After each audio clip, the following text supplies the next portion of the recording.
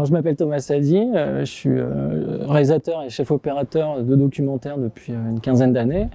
Et voilà, j'ai régulièrement au cours de ma carrière animé des ateliers audiovisuels parce que je pense que c'est important dans notre métier, dans n'importe quel métier, de transmettre son savoir aux plus jeunes. Notamment aujourd'hui, je pense que l'image a pris une telle importance dans notre société qu'il est important d'éduquer les jeunes à bien comprendre l'importance d'une image et la puissance que ça peut avoir.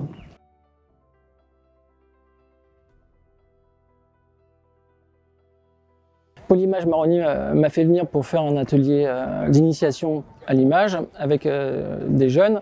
Donc j'ai pris le parti, plutôt que les former vraiment à du journalisme, à essayer de faire des films assez intimes avec eux pour que vraiment ils comprennent à quel point l'image peut avoir une importance même dans sa vie personnelle et peut aider aussi à découvrir des choses sur soi-même.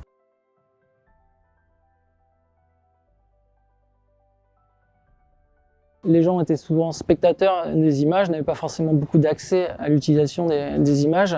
Alors qu'aujourd'hui, avec le numérique, on parle souvent de révolution du numérique, même si c'est un outil comme un autre. Mais c'est vrai qu'avec l'arrivée du téléphone portable et surtout des réseaux sociaux, le couple, les deux ensemble, ont fait que les personnes, et notamment les jeunes, se retrouvent non seulement spectateurs, mais aussi producteurs et diffuseurs d'images.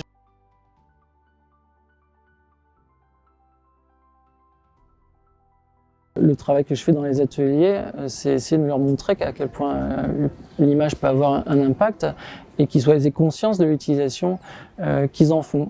Et tout ça à travers des dispositifs plutôt artistiques où ils vont mettre d'eux-mêmes et où ils seront fiers de ce qu'ils font, ils seront contents de le projeter puisque ça sera projeté aussi pendant la cérémonie de clôture, ce qui donne un peu une importance à l'image, c'est-à-dire que si ils font une vidéo YouTube qui a 100 000 vues, c'est une chose, mais même si leur film est projeté en public et qu'il n'y a que 50 personnes, il va y avoir un autre rapport parce qu'ils sont confrontés directement aux personnes qui vont voir les images, aux réactions que ça va procurer.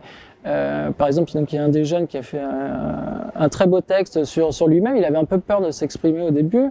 Finalement, il s'est complètement lâché. Il a un peu peur des réactions des gens. Mais je pense que ce sera positif pour lui parce que justement, il a réussi à s'exprimer sur quelque chose qu'il n'aurait pas fait peut-être d'une autre manière.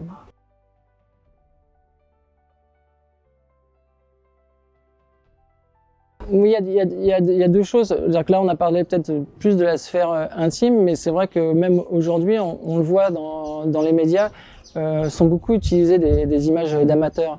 Et on va dire tout de suite, c'est une image d'amateur, donc c'est la vérité. Mais les gens n'ont pas forcément conscience de ce qu'ils font, ne sont pas forcément formés comme un journaliste peut l'être ou quelqu'un dont c'est le métier. Donc ça peut changer beaucoup de choses chez quelqu'un, en positif comme en négatif. Donc ça peut avoir un impact et je pense que c'est cette prise de conscience qui est importante, notamment chez les jeunes. Qui utilisent, si vous voulez, l'image comme un langage, comme on utilise des mots. Et je pense que c'est le rôle de l'éducation à l'image, ça peut être ça aussi, c'est-à-dire que comme on apprend aux gens à écrire, à parler maintenant, il faut apprendre aussi aux gens à comprendre ce que c'est une image, parce que quand on utilise Snapchat, Facebook, quoi que ce soit, on parle avec des images. Et ça, c'était pas forcément le cas il y a quelque temps, et je pense que c'est important qu'on s'accapare un petit peu ce nouveau langage.